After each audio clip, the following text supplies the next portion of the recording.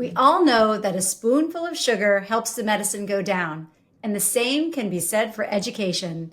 By making the delivery of a challenging concept or subject a little more palatable, educators can boost engagement, spark curiosity, and make learning just a little bit sweeter. Joining the conversation is someone who specializes in making education fun. Emmy-nominated Jerry Kolber is in the industry of edutainment, and we'll learn just how powerful that can be. Welcome to Teach and Learn, a podcast for curious educators brought to you by D2L. Each week, we'll meet some of the sharpest minds in the K-20 space. Sharpen your pencils, class is about to begin. Jerry, welcome to Teach and Learn. Thank you. It's great to be here. I appreciate you having me on. Yeah, it's fun. And I love this topic, something new, something different. And it's just an honor to have you here. You know, you're the co-creator of National Geographic's #1 educational series. So congratulations, Brain Games, which earned you an Emmy Award nomination. You're the co-creator of BRAINCHILD, which is a live action Netflix series all about science and history. And your company, Atomic Entertainment, is behind the incredibly popular podcast for families and kids, Who's Smarted, which love the name, and Mysteries About True Histories, or also known as the acronym MATH, right? M-A.T.H. And, you know, these programs fall into this category of edutainment. Honestly, it was the first time I'd ever even heard that phrase. And I've been in K-12 education all the way through higher ed. So can you talk a little bit more about what that even is and sort of the value of marrying education and entertainment? Yeah. Well, first of all, thanks for the awesome intro. That was wonderful. I really appreciate it. So edutainment is a term I hadn't really heard either. And it started around, I think, when we started doing Brain Games. And I don't know if it was coined for Brain Games, but it's really the idea of combining education with entertainment. The reason that we do that as a company, we've been really focused on that for the last 15 years, is back in the late 2000s, like 2009, 2010, when we really saw the rise of the internet as where kids and even then starting to be adults were spending most of their time. We realized that competition for attention in education historically has been with television or sports or something like that. Mm-hmm. But we saw that over the next, this has come to pass, that starting in the 2009, 2010, we saw the rise of the internet as the competition for kids' attention, right? And competition in the sense that when you start to have kids watching short form stuff online and engaging in social media, that's these very quick dopamine hits and very quick things, it actually changes the way that they focus, and it also changes their expectation of how they're going to be engaged, really. Right. And so we are not educators. We work with a ton of educators. We have educational consultants on staff. But what we see our role as is as creating a tools and resources that educators and parents can use to get kids excited and engaged before you necessarily get into the curriculum that has to be taught. So the simplest way to put it is we think our job is to make parents and teachers' job easier. And we do that through edutainment. We make education fun and entertaining. So I love that. And just the point about understanding the audience, right? That, you know, as a parent, I have 3 kids, 2 in high school, 1 in junior high.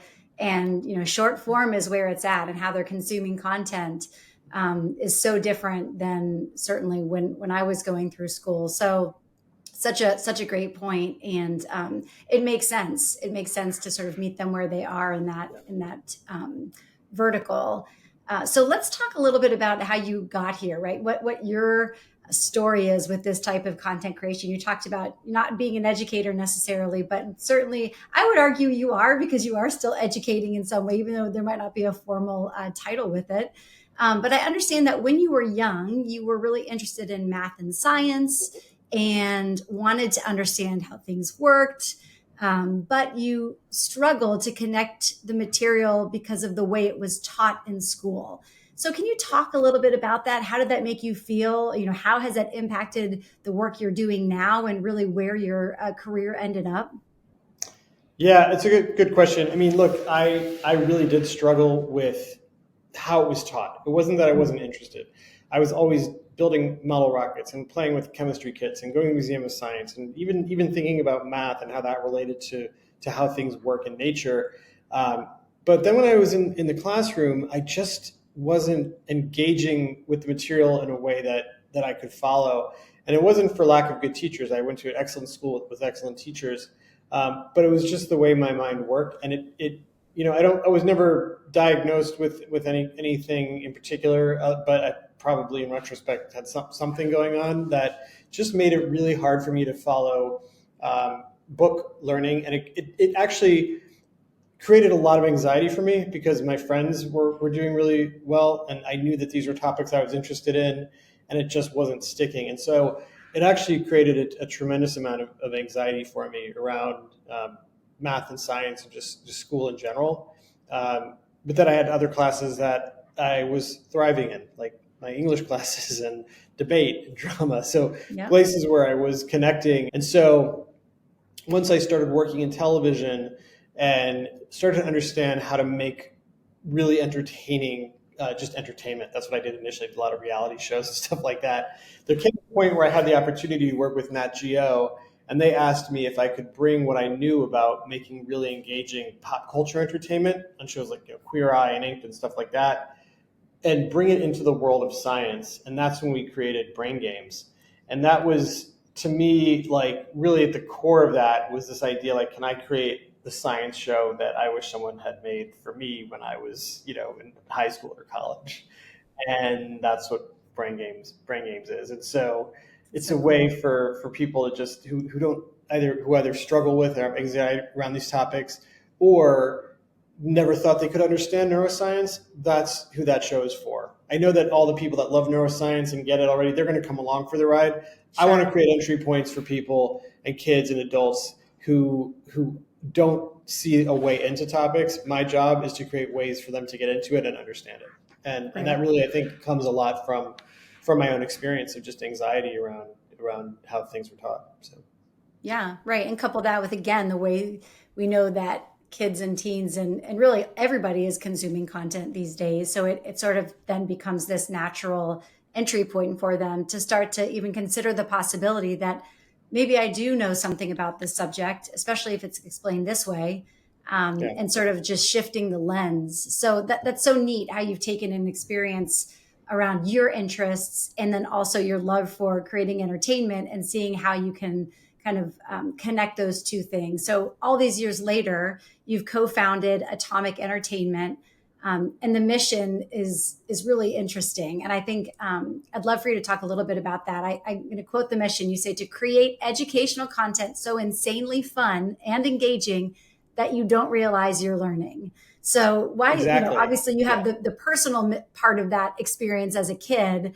but, as you've gone through this work, why is that mission so important to you?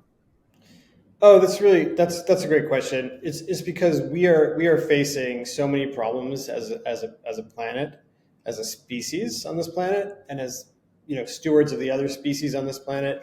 And I don't care where you think the problems come from or who caused them or what caused them. Like we have there's things we have to deal with, and the problem with education today is because kids are so distracted and so into social media and all this other stuff.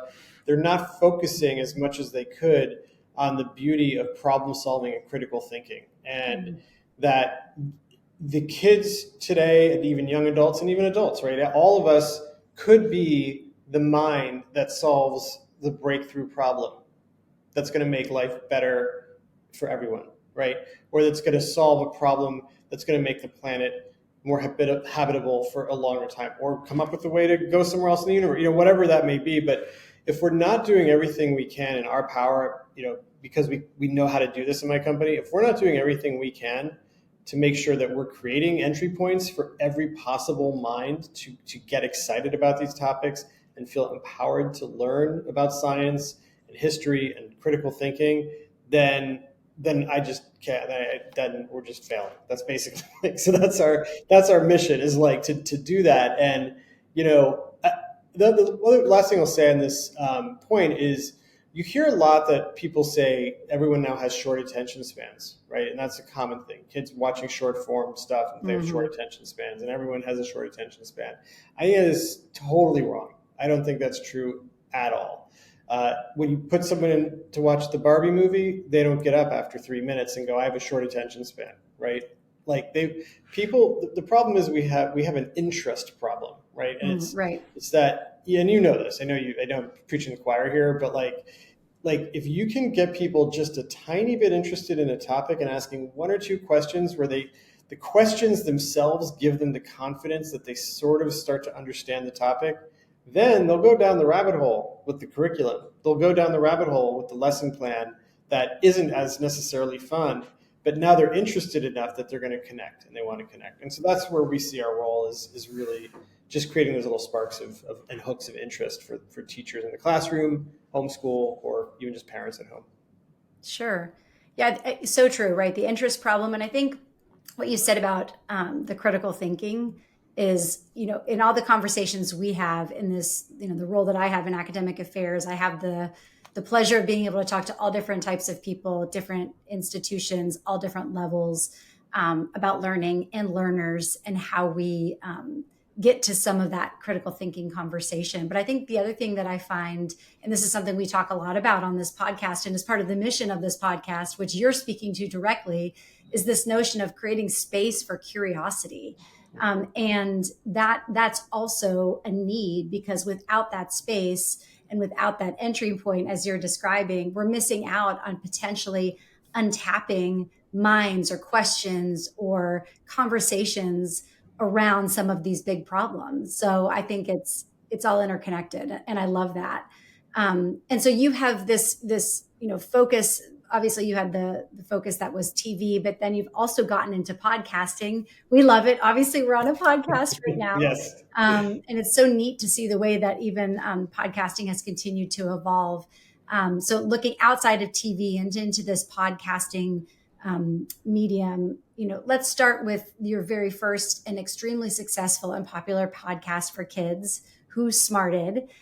So how did you make that transition, and what has that been like, and sort of, how did that concept come to be? And would just love to hear more about how it's sort of come to fruition for you all. Yeah, sure. That's a good question. Yeah, we've been making a lot of these shows for kids and families that were science TV shows. We did Brainchild for Netflix, Brain Games for Nat Geo. We did a few others.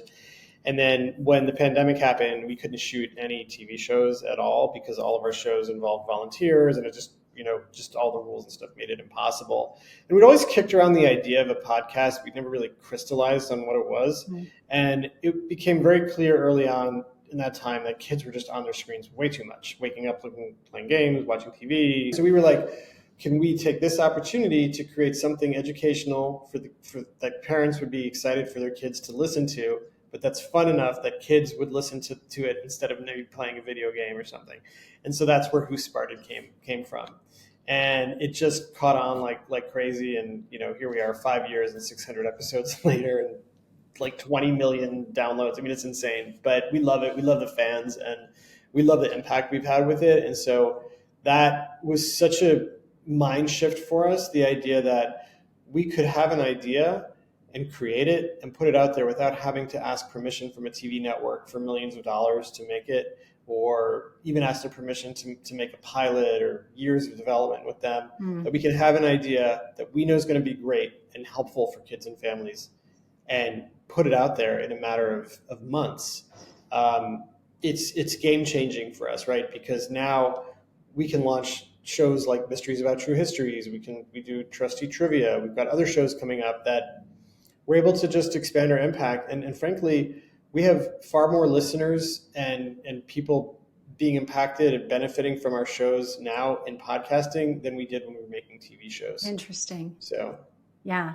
So you mentioned Mysteries About True History. So that was what you added to the mix, right? So can you talk a little bit about the difference between those two podcasts and sort of how you've watched this evolution happen? Sure. So Who Smarted, very simply, 3 times a week, 15 minutes or less, one topic. We take you on a narrative adventure through the history of that topic. So you might go time traveling, if it's an episode about plastic in the ocean, and plastic spoons might start talking. Like, it's a very fun, inventive show where it's just this little world we've created that kids get to go on these journeys, and each episode teaches them about a particular science or history topic. And that's for like ages like 7 to 10, 7 to 11. Okay. Mysteries About True Histories is a narrative scripted show that stars these two kids who go on these journeys with the support of one of them has an aunt Murgatroyd, who has this crazy time machine, and they travel through time and space, and they solve problems using logic and math and knowledge about history. And so the reason we made that show is the number one request we got all the time from Who Smarted parents and educators, from our Smarty fans, as we call them, was, can you help my kid learn about math and logic? And that's a trickier thing because Who Smarted is like each episode's one topic. So that was a harder thing to do there. So we created Mysteries About True Histories, which is, honestly, I would have been if I was like a 10-year-old, I would have been obsessed with this show because it was this is the show you needed, right? It's the show I needed, yeah. And I was like, it's like the choose your own adventure version of like a kid's show where it's like every episode you're going down these rabbit holes, and there's trolls, and there's the Society of Problem Solvers, and the kids have absolutely gone crazy for it. I mean, they just love it because they feel like they're part of this journey and solving these problems and solving these mysteries. And so it's quite a different show, but very much in the same universe of like, a fun show that helps kids learn something really important. Sure. Yeah, that makes sense. And so you mentioned, working with educators. And so as you're coming up with the ideas for these different episodes, how are you it sounds like you collected feedback, and that was one of the direct reasons why you launched the other podcast. But, are you kind of working, do you have a set group of curriculum folks you work with, or how does that sort of work episode to episode? Yeah, so we do have a set group of people that we always work with when we're creating the shows, and we look at really the arc of the show. We don't necessarily have them weighing in on every single episode, but we do have them help us understand everything from the pace of information that children can absorb to things like which Common Core and national standards should we be working with. We haven't yet launched curriculum to specifically go with these episodes, but we always knew we would. So we wanted to make sure that at some point when we do that, we are aligned with things that are being taught in the classroom. And then in some cases, we've hired teams to do actual focus group research. We've worked with the UCLA Center for Scholars and Storytellers, which is a group there that's specifically focused on media literacy and media safety for children. And so we've worked with them a couple of times to do focus groups and just start to understand even interesting, like nuanced things, like when you give a child instructions in audio, what kind of instructions are they more likely to get excited about following versus what aren't they, right? Right. And that's different for different age groups, so sort of understanding that. And even understanding, like, we include quizzes within the audio. So like understanding, like we intuitively as storytellers kind of know the pace that those should come at, but also just asking someone who really does this research and really understands, like from the educator's perspective, are we on the right path? So that's another way we bring in consultants, is to sort of like almost kick the tires on our pacing of the shows. So. Sure. That makes sense. So, you mentioned the storytelling piece, and, I'm thinking about just the prevalence of the different types of podcasts and even TV and other media that's out there. And you talked about how popular the show has become. And so, what is the secret sauce? Because just because you put something out there doesn't mean people are going to watch or listen. So you mentioned some of the ways you're ensuring there's some alignment in terms of expertise with education, research, and frameworks, standards, et cetera. But what about certain creative elements? What things have you found to be most effective? How are you capturing the attention of this really interesting demographic kids who, again, I have some of those at my house, and what they love one day, like they love the flavor of this granola bar, and then the next day it's like, oh, I don't like that anymore. Yeah. So, they're a fickle bunch sometimes, right? Yeah. So how, I'm sure you've learned a lot through these different projects, but are there certain like creative elements or ways that you've engaged that have really worked? Yeah, I mean, look, honestly, fun That's Yeah. I don't know how to put it. I know Yeah. that's like probably a vague answer, but we make everything we do is so fun and so enjoyable, and it's fun. And the other thing is we make it fun for parents and kids, or adults and kids. One of the things that we notice is a lot of children's educational content is really only fun for kids. Even if it's fun for kids, sometimes it's Sure. not even that necessarily. And so we're like, we always think of ourselves like if we were in the car with our kids, our nieces or nephews, and listening to something, what would we want to be listening to as adults that we would also not only enjoy but would want to engage with the kids afterwards? And so it always comes down to just like family safe fun, and humor is a huge part of it. And then the other piece of it is just making sure that we're just great storytellers from having done this for a long time. But even within our group here is making sure that the sound design is amazing, making sure the audio quality is great, and also really designing audio worlds that are very recognizable. So when you listen to our show, you're still in the world, but you're also left and gone into something special, a special world that we brought you into. Um, and then the last thing I would say, and I think this, I know you know this because you talk about this on your show, but like empowering kids to feel like they're in the driver's seat, right? And like letting them feel like they're driving the discovery. And that's from like asking them questions along the way, quizzes, asking their opinions on things. We know that they'll engage that way, and it makes them feel like they're driving the experience. And so then they feel ownership over the journey, even though it's, pre-recorded audio. So. Sure. I mean, and that's good teaching, right? And we Yeah. see that not just with kids, but also adults. That doesn't Adults. go away. And Yeah. unfortunately, sometimes when people are designing for adult learners, they forget those pieces. Yeah. The fun is important. There is, in looking at evidence-based instructional practice, and again, I know you know this, but for our audience, enjoyment is actually an evidence-based instructional practice. Mhm. And I think it's one that I don't know if it's gotten lost in some cases. I would probably say yes, it has. But we also know that when there is a level of multimodal instruction as well as enjoyment, really good things happen across all different ages. Yeah. So Yeah. I think that's so important. Honestly, one of the things that always baffles me is you go into like an office setting, and the way that or even colleges, like the way they instruct you could sometimes be so unbelievably dry, but you're expected to engage. But the same person who's delivering that dry instruction will go home and watch something that makes them laugh, or something that makes them cry, or something that engages them. It's like, why do you think, like, when did we decide to separate this idea that like something that's fun and engaging doesn't belong in like a more formal classroom or office Mhm. setting?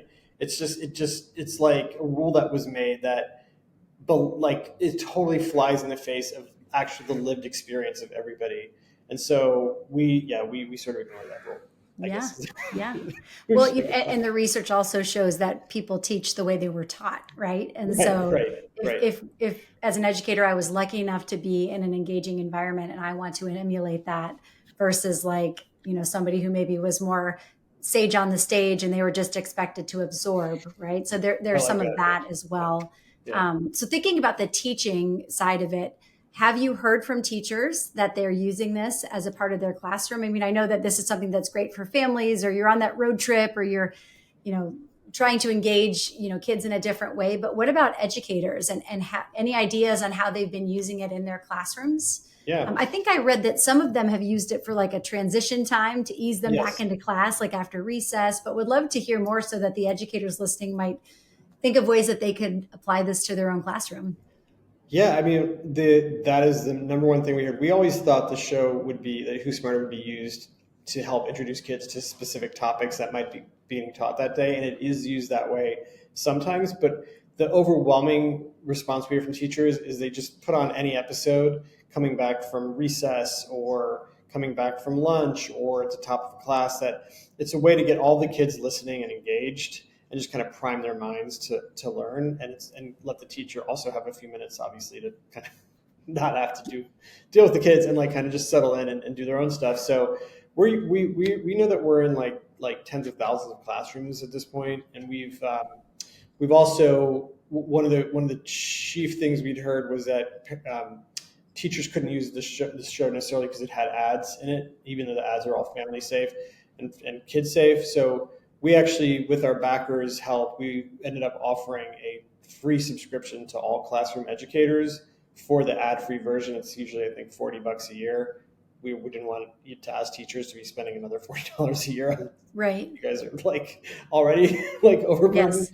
So we made it free. If you just go to whosmarted.com and click educators, any K through 12 educator gets immediate free access for life to it. And it's not just the ad-free version. It has extra episodes and it has bonus question and answer episodes that kids can participate in. So that's awesome. A resource that we've been very grateful we've been able to make available for teachers. That's great. Yeah. Anytime you can open that door for educators, that's perfect. So you heard it here, folks, right? There's some free resources and we can put that information in the show notes as well. So love that. That's great. So I want to talk about what's next, your hope for the future. We're in an interesting time, right? So what is your hope for the future of education, really, when it comes to supporting these diverse needs of all these young learners coming into the classroom with different stories themselves, right? Yeah. And is there a message that you have for educators in particular who have kids who maybe were like you? They're keen to learn, they're interested in certain topics, but maybe they don't present as being as successful the way that we play school in most contexts, and might struggle with more traditional teaching methods. So would love to hear sort of what your hope and vision is, and if you have a message for the teachers and educators out there. Yeah, sure. I mean, I think there's a version of education, not next year or 5 years from now, but maybe it's 10 or 15 years from now, where we have figured out how to use some of the emerging technologies to actually make it more possible to meet each kid where they are, right? What we have right now is still vestigial from training kids in the 1900s to go work in factories. I mean, it's evolved somewhat, but it's kind of the same. So I think there's a lot of room for creativity and play in terms of how the classroom itself operates in ways that could actually be beneficial to teachers and students. In the short term, I just think there's a lot of great resources out there. We're one of them, but there's many others that will help bring some fun and some play into the classroom, not to take the classroom over, but to just provide a 10 or 15 minute entry point and kind of table setter for the kids. I have to say, like, every time I talk to teachers and educators, I get more hopeful because everybody is actively thinking about ways to evolve learning and to make it more accessible for more kids from more backgrounds. So I guess that's my message is like, stay hopeful. There's resources out there. We keep watching your show because you talk about so many great resources and approaches. I tell people, like, look for these podcasts that help educators, and let's all just keep talking and evolving in real time.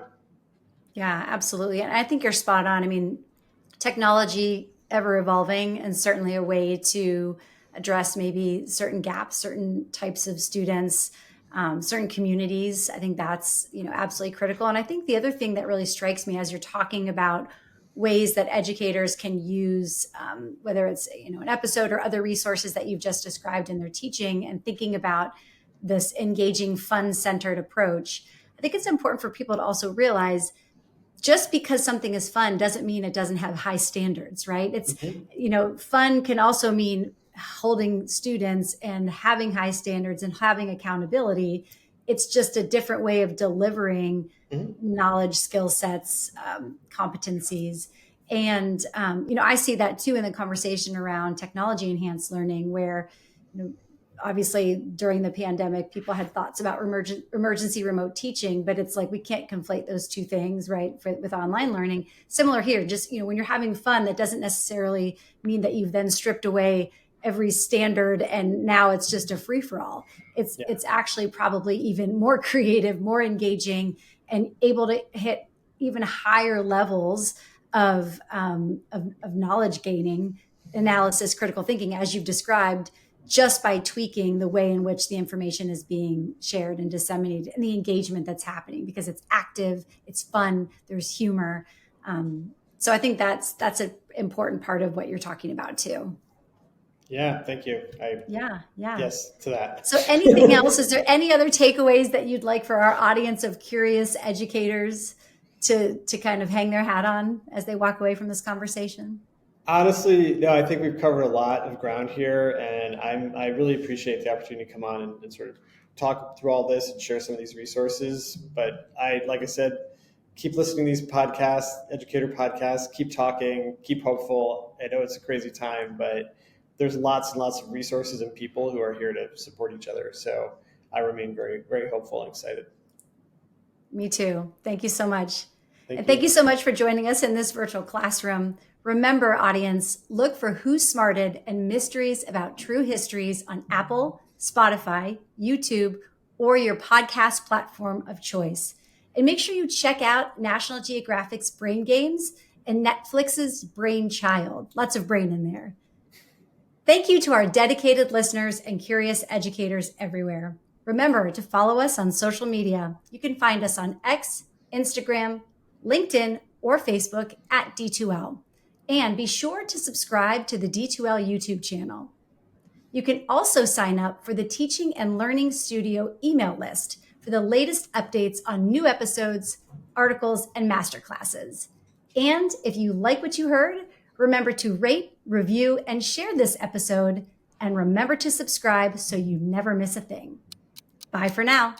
You've been listening to Teach and Learn, a podcast for curious educators brought to you by D2L. To learn more about our K through 20 and corporate solutions, visit d2l.com. Visit the Teaching and Learning Studio for more material for educators by educators, including masterclasses, articles, and interviews. And remember to hit that subscribe button. And please take a moment to rate, review, and share the podcast. Thanks for joining us. Until next time, school's out.